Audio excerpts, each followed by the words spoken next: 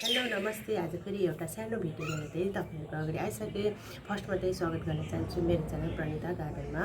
अब मैले चाहिँ यो प्रत्येक भिडियोमा चाहिँ अब आफूले जानेको अनि गार्डनिङ गर्दाखेरि के सिक्छु त्यो भिडियो चाहिँ नै अब तपाईँहरूलाई सेयर गर्दै आइरहेको छु। अनि धेरैले मलाई सपोर्ट पनि गर्नुभएको छ अनि धेरैजनाले सब्सक्राइब पनि गर्नुभएको छ। उहाँहरूलाई धेरै धेरै धन्यवाद पनि भन्न चाहन्छु। अनि जसले त्यो मेरो भिडियो अहिले पक्कै हेर्नुहुँदैछ उहाँहरूले सब्सक्राइब गरिदिन्छ भन्ने आशा लिएर आजको भिडियो चाहिँ सुरु गर्छु। आजको मेरो जुन यो प्लान्ट छ यसलाई चाहिँ अब स्नेक प्लान्ट भनेर चाहिँ चिनिन्छ। यो चाहिँ एउटा इन्डोरमा एकदमै राम्रो हुने प्लान्ट हो। यो चाहिँ अब घरभित्र पनि हुन्छ त घर बाहिर पनि हुन्छ, तर यो चाहिँ अब घरभित्र चाहिँ एकदमै राम्रोसँग हुन्छ। अनि यसलाई चाहिँ तपाईहरूले घरभित्र लाउनु भयो भने चाहिँ अब एकदम मर्दैन अनि मर्दैन पनि। साथै अब यो चाहिँ एउटा एयर प्युरिफाई प्लान्ट पनि हो। त्यही कारणले चाहिँ तपाईँहरूले घरको कुनै पनि रुममा राख्नु सक्नुहुन्छ, यानि कि बेडरुममै राख्नुभयो भने पनि यो चाहिँ अब एकदम फाइदा दिने प्लान्ट हो। किनकि एयर प्युरिफाई भएको कारणले गर्दा अब बेडरुममा राख्नाले हामी जहिले पनि राति सुत्छौँ त्यति बेला चाहिँ अब यसले एयर प्युरिफाई गरिदिन्छ। त्यही कारणले यो प्लान्टहरू चाहिँ अब बेडरुममा राख्नु पनि फाइदै छ।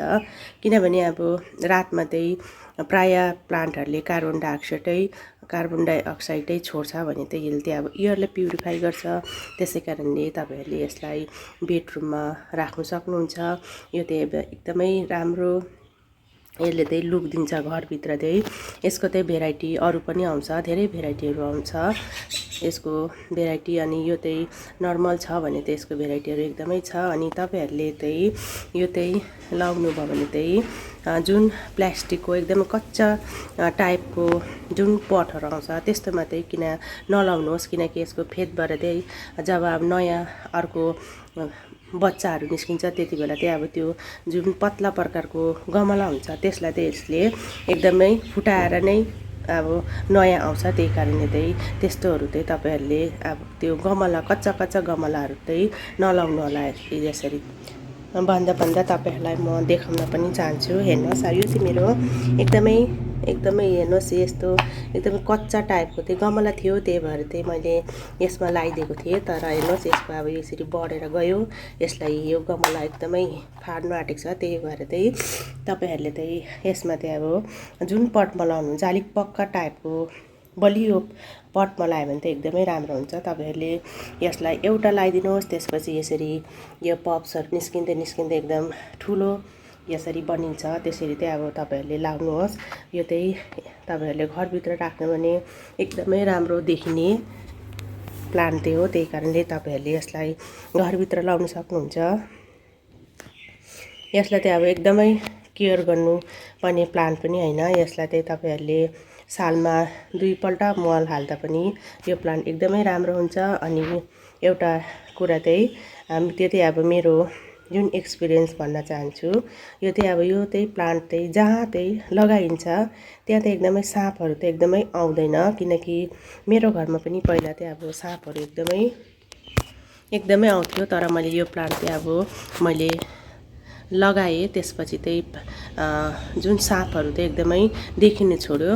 त्यही कारण चाहिँ तपाईँहरूलाई मैले भन्न खोजेको मेरो त्यो चाहिँ जुन एक्सपिरियन्स हो त्यो चाहिँ तपाईँहरूलाई थाहा छैन भने चाहिँ अब मैले विचार गरेँ त्यही नै तपाईँहरूलाई भन्न चाहेको। मैले यो लाएँ भने चाहिँ साँपहरू चाहिँ एकदमै आउँदैन।